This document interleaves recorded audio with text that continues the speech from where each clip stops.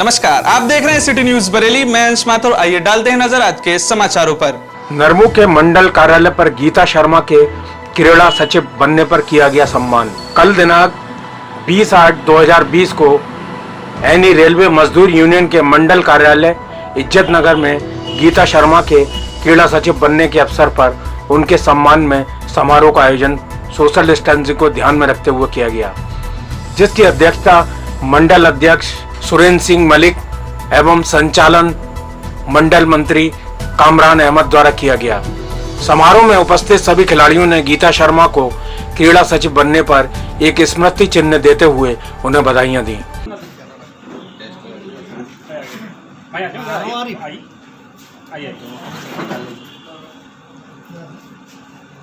नरमू के केंद्रीय अध्यक्ष बसंत चतुर्वेदी ने बताया कि पूर्व में क्रीड़ा सचिव के पद हेतु कोई मापदंड निर्धारित नहीं थे।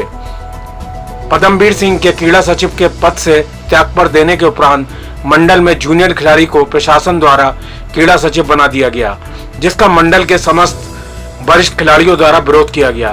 तत्पश्चात सभी वरिष्ठ खिलाड़ियों ने एकत्रित होकर नरमू के केंद्रीय अध्यक्ष बसंत चतुर्वेदी को अवगत कराया कि बनाए गए क्रीड़ा सचिव से वरिष्ठतम एवं अच्छी योग्यता रखने वाले नेशनल तथा इंटरनेशनल खिलाड़ी मौजूद हैं।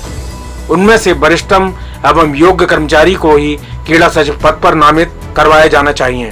तत्पश्चात केंद्रीय अध्यक्ष बसंत चतुर्वेदी द्वारा मुख्यालय स्तर पर बात करके क्रीड़ा सचिव के पद हेतु मापदंड निर्धारित करवाए गए तथा उन्हीं मापदंडों के आधार पर गीता शर्मा वरिष्ठ मंडल सिग्नल एवं दूरसंचार इंजीनियर इज्जतनगर को क्रीड़ा सचिव के पद पर पदस्थापित किया गया। इसी के अनुरूप अब पूर्वोत्तर रेलवे के तीनों मंडलों में क्रीड़ा सचिव जैसे महत्वपूर्ण पद पर पदस्थापना की जाएगी।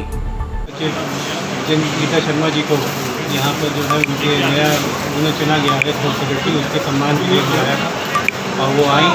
अभी थोड़ी कंट्रोवर्सी हो गई थी, इसके लिए पीछे किसी और तब दिया गया था चुनाव, लेकिन फिर वो ये मामला GM तक गया। उसके बाद DRM साहब के उनके निर्देशन अनुसार ये जो है आज गीता शर्मा जी को उसका जो है सेक्रेटरी चुन दिया गया।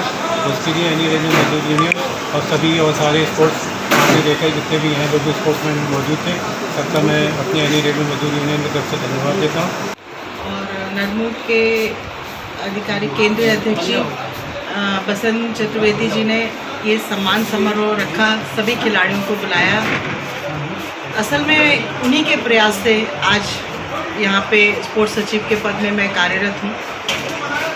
इस स्पोर्ट्स सचिव का पद जो मुझे मिला है उनका बहुत प्रयास रहा है।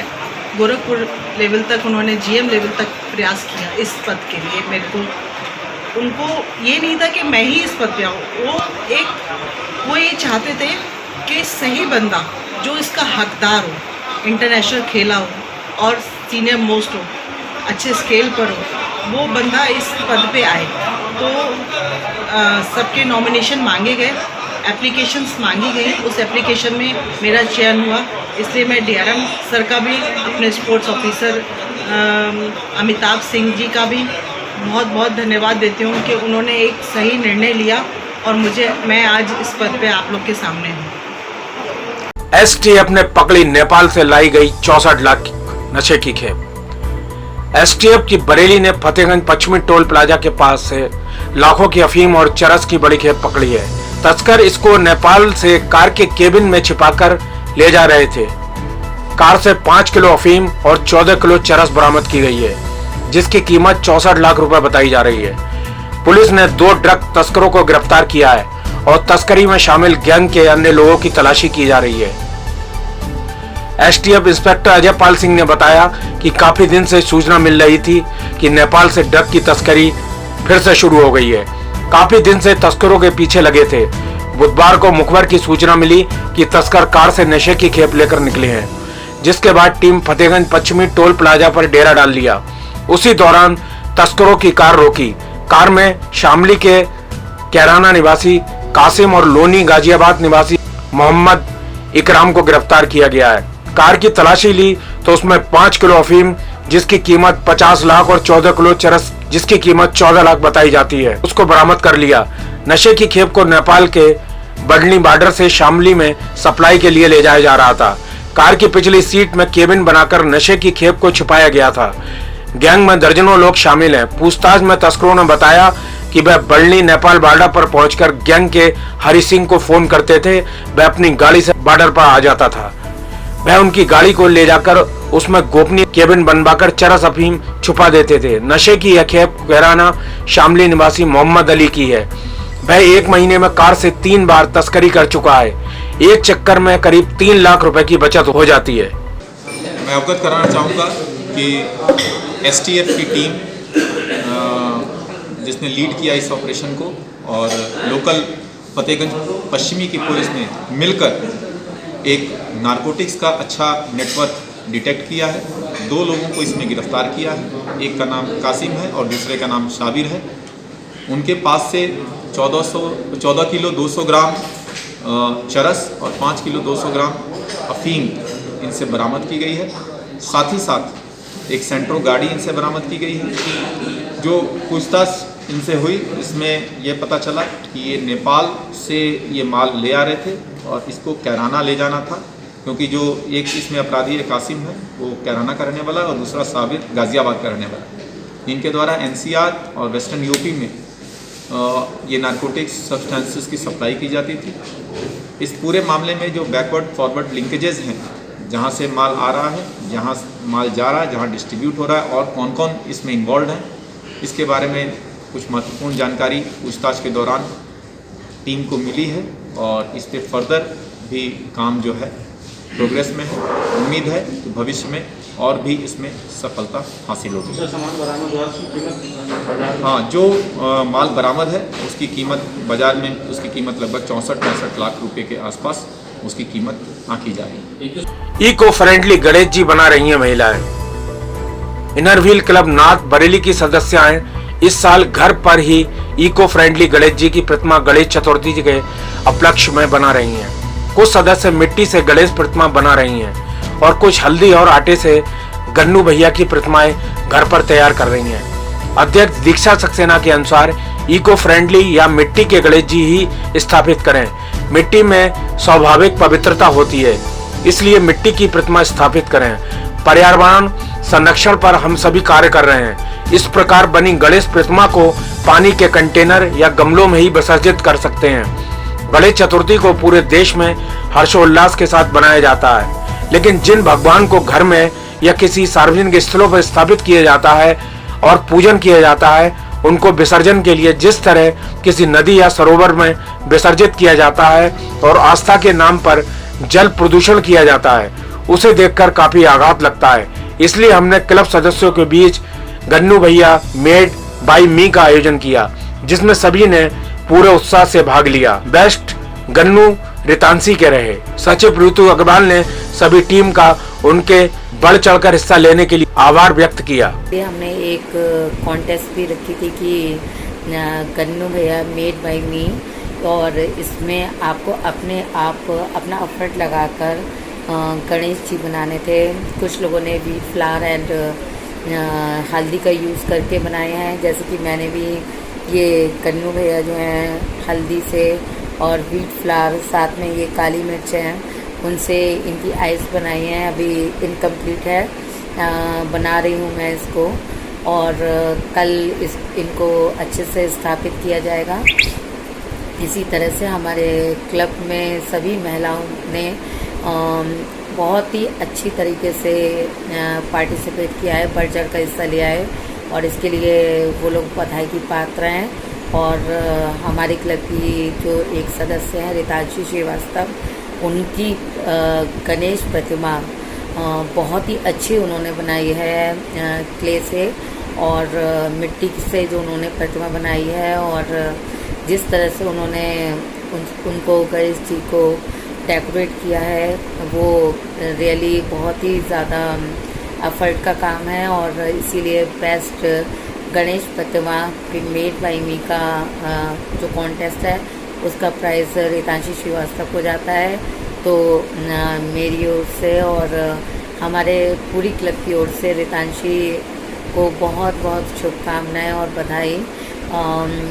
जैसे सभी महिलाएं बढ़ चढ़कर हर कॉन्टेस्ट में हिस्सा लेती हैं अपनी उपस्थिति दर्ज कराती हैं और जो हम लोग एक पर्यावरण संरक्षण का एक एम लेके ये इको फ्रेंडली गणेश जी मना रहे हैं। तो मैं आप लोगों से भी कहना चाहूँगी कि पर्यावरण को बचाने में आप लोग भी आगे आएँ और इको फ्रेंडली गणेश जी को अपने घर पर लाएं और ऐसे प्रतिमाओं को जो हम लोग खुद ही बना रहे हैं, ये हम लोग अपने पानी के कंटेनर में विसर्जित घर पर ही करेंगे या फिर जो मिट्टी के पॉट है उनमें हम लोग गणेश विसर्जन करेंगे और उन गमलों में हम लोग बाद में तुलसी के पौधे लगा देंगे ताकि एक पंथ दो काज हो जाएं। और हर साल ही हम लोग इस तरह से ही गणेश चतुर्थी हो गई या दीपावली हो गई, इस तरह से ही हम लोग इको फ्रेंडली मनाते आ रहे हैं। और आप लोगों से भी प्लीज़ कहना चाहूँगी कि इसी तरह पर्यावरण को माहेश्वरी लक्ष्मी मेमोरियल फाउंडेशन के सौजन्य से मास्क, दस्ताने, hair cap, shoe cover, PP kit, apron, सुरक्षा सामग्री का वितरण सैटेलाइट ऑटो स्टैंड पर किया गया। सभी को कोरोना संक्रमण से बचाव की जानकारी दी गई एवं सामान वितरित किया गया। स्वयं बचें, परिवार बचाएं, सुरक्षा अपनाएं। मैं शिव कुमार बड़तरिया हिंदू समाज कल्याण समिति का प्रदेश अध्यक्ष हूँ और ये आज का जो कार्यक्रम है, हम समाज सेवा का कार्य करते हैं। इस समय कोरोना काल चल रहा है। बहुत से गरीब भाई जो ऑटो चलाते हैं, रिक्शा चलाते हैं और पहुँचे लेके ठेलों पे सब्जी बेचते हैं, फल बेचते हैं, उन सब के लिए ये ज्ञान बांटने की ज़रूरत है कि मास्क हमारे लिए कितना ज़रूरी है, हमें डिस्टेंस बनाना कितना ज़रूरी है। केवल दो सही बातें उन तक पहुंच जाएं तो वो समाज का भला भी करेंगे और अपना भी भला करेंगे। इस दृष्टि से ये कार्यक्रम जगह जगह हम कर रहे हैं। सुबह हमने डेला पीर की सब्जी मंडी में किया था, वहाँ 2000 मास्क बांटे थे और अभी हम यहाँ सैटेलाइट पर ये ऑटो स्टैंड वाले ऑटो के जितने भी वाहक हैं उन सबको यहाँ आमंत्रित किया था और यहाँ उन सबको मास्क, उनके सर की कैप, हाथ के दस्ताने और शू कवर ये उनको दिए गए हैं ताकि जब वो चलें तो अपने को कवर करके चलें और इससे समाज को निश्चित ही लाभ होगा और लाभ हो रहा है। हम पिछले महीने की 15 तारीख से ये कार्य कर रहे हैं। इसमें हमने जो अस्पताल वाले हैं उनको भी हमने लिया है और अस्पताल के अतिरिक्त जो जगह जगह फड़ खोखा लगाते हैं उनको भी लिया है और सड़क पर चलते हुए लोगों को भी दिया है। मैं अजय राज शर्मा। हम ये मास्क वितरण हो रहा है, ये किस संस्था से हो रहा है सर, जानना चाहेंगे और कब से कब तक ये मतलब जो मास्क वितरण आप कर रहे हैं? ये आप जो देख रहे हैं कि माहेश्वरी लक्ष्मी हमारा जो संस्थान जो है, जो हमारा सर्विस प्रोवाइडर है, ये हमको मटेरियल प्रोवाइड करा रहे हैं और हम सब लोग मिलके इसमें सहयोग कर रहे हैं। इसमें हमारा कैलाश हॉस्पिटल भी है और जो नीडी लोग हैं उनमें हमने वितरक समाज, जो समाचार पत्र वितरक समाज है, उनको हमने बड़े पैमाने पे लिया है, जो 1.5 लाख घरों तक अखबार पहुंचाते हैं सुबह सुबह। उन सबको हमने सुबह उठ के ये सुरक्षा के उपाय किए हैं ताकि उनको संक्रमण ना हो, वो खुद बचें और परिवार को बचाएं। ऐसी मुहिम हम लोगों ने चला रखी है। तो हम लोगों को जागरूक कर रहे हैं कि ये तो हम सांकेतिक रूप से आपको सामान दे रहे हैं, लेकिन आपको रोज़ाना अपने जीवन में सामान का इस्तेमाल करना है। आज इसी में ऑटो वाले हमने टीम को जोड़ा है। इसमें पंकज पांडे जी हमारे जो हैं अध्यक्ष हैं इसके, ये हमारे साथ में है और 7000 ऑटो हैं जिनसे लगातार खतरा बना रहता है कि उनको संक्रमित होने की संभावना रहती है। तो अगले में हम फोटो जर्नलिस्ट हमारे जो घूम रहे हैं, इन लोगों को भी हम किट, पीपी किट वगैरह प्रोवाइड कराएंगे। इस कार्य में हिंदू समाज कल्याण समिति के अध्यक्ष शिव कुमार बड़तरिया, जिला ऑटो रिक्शा चालक समिति अध्यक्ष पंकज पांडे, कैलाश हॉस्पिटल से संजीव पांडे, संरक्षक वितरक समाज अजय राज शर्मा, अतुल मिश्रा, निर्दोष कटिया, इम्तियाज रजा, जीतू देवनानी, महेंद्र टिकियानी आदि ने सहयोग किया। युवा बरेली सेवा क्लब ने आज मुहर्रम उल हराम की पहली तारीख को मुस्लिम बस्तियों में जाकर लोगों को मुहर्रम पर कोरोना वायरस के मद्देनजर रखते हुए लोगों से अपील की कि वह तख्त ताजियों को ना उठाएं और अपने घरों पर सजाकर नियाज नजर करें। अक्सर मुस्लिम युवक मुहर्रम की 9 और 10 तारीख को घूमते फिरते हैं और मुहर्रम जैसे पाक महीने को तफरी का महीना समझते हैं। उन्हीं को यह समझना चाहिए कि उस दिन हमारे आका के नवासों ने अपनी उम्मत के खातिर अपनी गर्दन कटवाई और इस्लाम का सर ऊंचा किया। हम उन्हीं की शहादत को भूल जाते हैं और माँ बहनों से खुसूस अपील करता हूँ कि वह घर पर ही नियाज नजरें करें और सरकार की गाइडलाइन का पालन करें और पहले बैत की मोहब्बत को अपने सीने में जिंदा रखें। तख्त के पास भीड़ ना इकट्ठा होने दें। बात नहीं करनी है जिससे किसी को परेशानी हो, संक्रमण फैले। हमारी अगर हम सुरक्षित तो हमारे घर वाले सुरक्षित और हमारे घर वाले सुरक्षित तो शहर सुरक्षित और शहर सुरक्षित तो पूरा देश सुरक्षित। मैं चंगेज़ खान हूँ, आला हज़रत ट्रस्ट का मीडिया कोऑर्डिनेटर। आपको बताना चाहता हूँ कि हम लोगों ने आज यहाँ पर लोगों को ये बताया है सोशल डिस्टेंसिंग को कायम करते हुए कि मुहर्रमुल हराम की आज पहली तारीख है। मुहर्रमुल हराम शहादत का महीना है। सरकार इमाम हुसैन रज़ी अल्लाह ताला अन्हु ने शहादत पाई थी। इस महीने बहुत अज़मत वाला महीना है। इस महीने में बहुत से तकरीबात होते हैं। इस बार में कुछ नहीं करना है क्योंकि जान है तो जहान है और अल्लाह रब्बुल इज़्ज़त हम सब की नीयत और हाल जानता है। शरई एतबार से भी तख़त को उठाना वो गैर मतलब कानून गैर तरह से था, वो सही नहीं था, गैर इस्लामिक ढंग था वो। तो हमें ये सोचना है और कहना भी है कि इस टाइम कोरोना वायरस फैला हुआ है, संक्रमण शहर में भी फैल रहा है और देश में भी फैल रहा है। हमें अपने शहर को और अपने आप को बचाना है, तभी देश बच पाएगा।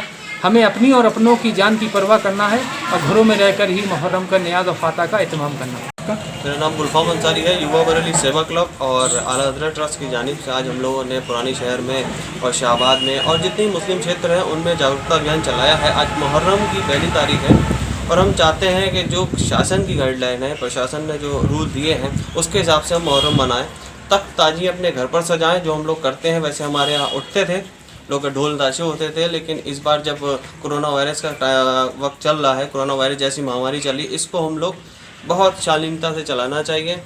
और जो भी हमारे भाई बहन हैं आजकल 9 और 10 तारीख को घूमने फिरने जाते हैं, उनसे हमारी ख़ास तौर से इल्तिजा है कि वो अपने घरों में रहें, 9-10 तारीख को ना निकलें। खास तौर से हमारी माताओं बहनों को। हिंदू महासभा कार्यकर्ताओं ने नवाबगंज में फूका आमिर खान का पुतला। खबर जिला बरेली तहसील नवाबगंज से आपको बताते चले।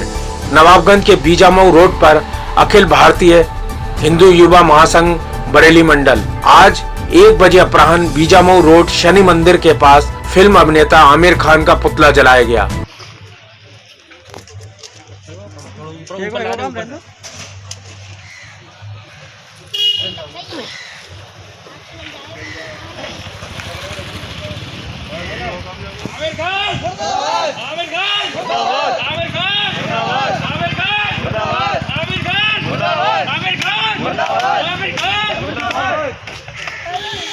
नाम जानना चाहेंगे? मेरा नाम सतीश कुमार, मंडल अध्यक्ष बरेली, अखिल भारत हिंदू महासभा। अच्छा, आज आपने ये किस चीज़ का पुतला फूंका और क्यों फूंका? हमने ये आमिर खान का पुतला फूंका इसलिए फूंका क्योंकि इसने तुर्की के राष्ट्रपति से जाके अपनी मुलाकात की। अच्छा, इसके बारे में क्या कहना चाहेंगे आप? मैं इसके बारे में यही कहना चाहता हूँ कि इसे मतलब देश से बिल्कुल बाहर ही, देशद्रोही के मुकदमे में अंदर किया जाए। जी, क्या नाम आपका? प्रदीप बम्बार। अच्छा, आज आपने ये पुतला फूंका है, किस चीज़ का पुतला फूंका और क्यों फूंका है? ये हमने आमिर खान का पुतला फूंका है क्योंकि ये हमारे देश विरोधी देश के पास गया था, तुर्की, जो हमेशा IS आतंकवादी हैं उनके संगठन में शामिल रहता है और हमारे देश के खिलाफ साजिश रचता है। इसके लिए हमने इसका विरोध किया है और हम केंद्र सरकार से ये मांग करते हैं कि इसकी नागरिकता समाप्त की जाए भारत से। हमने इसलिए फूंका है क्योंकि जो आमिर खान है वो हमारे देश में देश विरोधी बात करता है और तुर्की जाकर उस देश के साथ मिलता है जो हमेशा भारत के खिलाफ भड़काऊ बयान देता है, आतंकवादी संगठनों को सहारा देता है। इसलिए इसकी फिल्मों को बैन लगाया जाए, इसे देश से बाहर किया जाए, इसके ऊपर देशद्रोह का मुकदमा लगाया जाए। खाना बनाने को लेकर ससुराल वालों से विवाहिता का हुआ झगड़ा। झगड़े में देवर ने विवाहिता के सिर में मारा डंडा, महिला हुई घायल। घायल महिला 4 बच्चों के साथ पहुंची थाने। जिला बरेली के थाना क्षेत्र नवाबगंज के गांव यासीन नगर की एक महिला ने अपने ससुराल वालों पर आए दिन प्रताड़ित करने का आरोप लगाया है। महिला ने बताया, आज सुबह खाना बनाने को लेकर ससुराल वालों से महिला की कहासुनी हो गई, जिससे नाराज महिला के देवर ने उसके सिर पर डंडा मार दिया, जिससे महिला घायल हो गई। घायल अवस्था में महिला अपने 4 बच्चों के साथ थाने पहुंची। महिला ने बताया वह गर्भवती है और इसी दौरान उसके देवर ने महिला के साथ मारपीट की। रुखसाना कैसे चोट आई है आपको? मैं बता, मेरी बात सुनो, मैं से मिलिए मोट पे मेरे ही देवर, मैंने कि भैया मेरी बस की बात ना, मैं तुम्हें ना खवाऊँ। मैंने अपने आदमी से कि मेरी बस की बात ना, मैं तुम्हें ना खवाऊँ। तो मेरे आदमी कहते ठीक है, तू ना खवा, तू चुप पर है। इतने मेरे देवर ने रोटी खाया, घर में चलेगा, वहाँ पहुँच बहरा, घर में से आओ, घर में से बाहर शमशेर उठाई, मेरे तालू पर मार दी। मेरी कोई विवाद किस बात का था?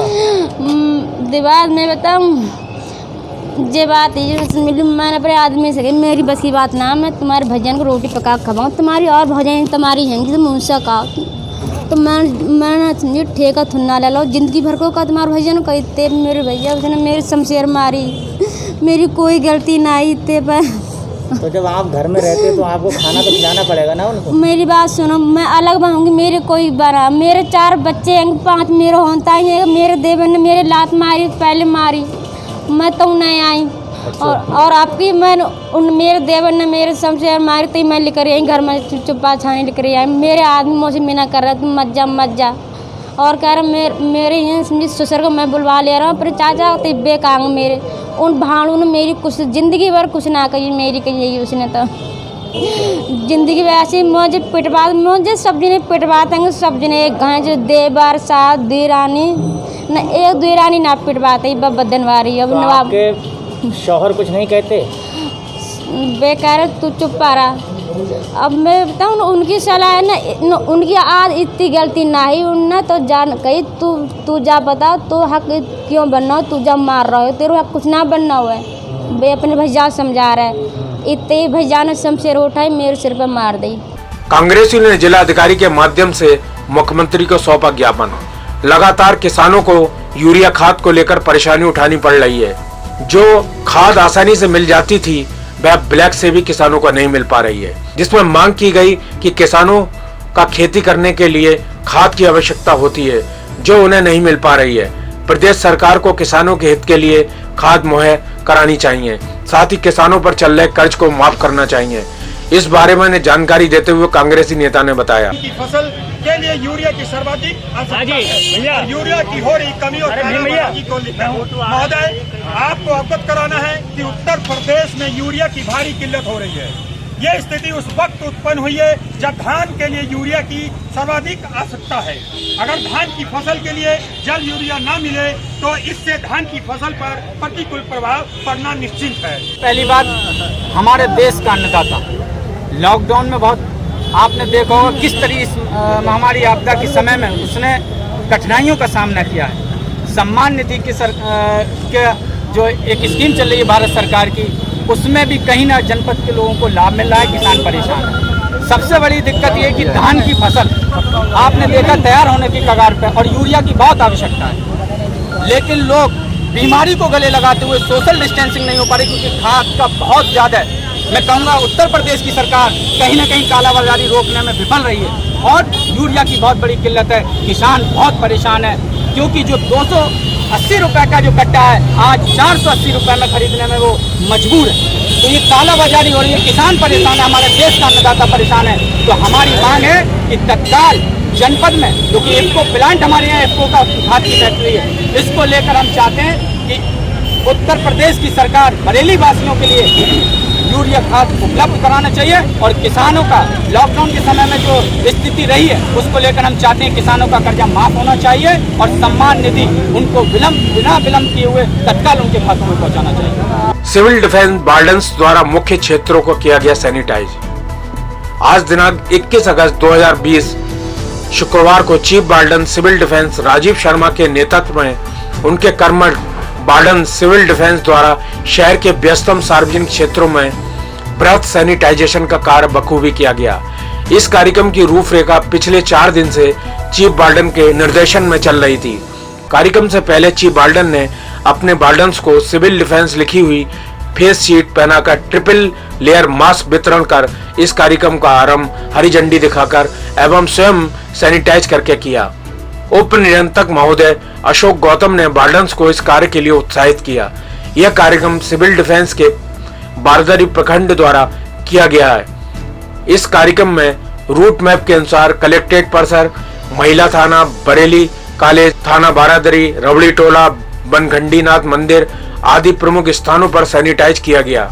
ये सर यहाँ पर जो है एक कुछ पोस्ट निकली थी टेम्परेरी, उनके बारे में यहाँ पर आज एक इंटरव्यू वगैरह का एक कार्यक्रम है जो यहाँ देने आए हैं। जो भी प्रतिभागी हैं वो यहाँ आए हैं देने के लिए। और उसके साथ साथ हमारे सिविल डिफेंस का एक बहुत बृहद कार्यक्रम सैनिटाइजेशन का कराया जा रहा है, जो कि जगह जगह यहाँ से लेके चौकी चौराहे जाएंगे। चौकी चौराहा महिला थाना से कंपनी गार्डन, वहाँ से बरेली कॉलेज से थाना बारादरी, उसके बाद ये सब होते हुए कांकर टोला वगैरह होते हुए हमारा समापन जो है वो वहाँ ग्रीन पार्क में जाकर होगा। सर ये बाहर से आए हैं बच्चे, कहाँ से आए हैं? ये सारी जगह से आए हैं, कई जगह से आए हैं। ये बरेली से बाहर या बरेली जिले के? बरेली से बाहर के भी आए हैं। बरेली से बाहर के भी। अगर आप हमारी खबर फेसबुक पेज पर देख रहे हैं तो लाइक करना ना भूलें। इसके साथ ही हमारे फेसबुक पेज के साथ साथ यूट्यूब पेज को भी सब्सक्राइब करें।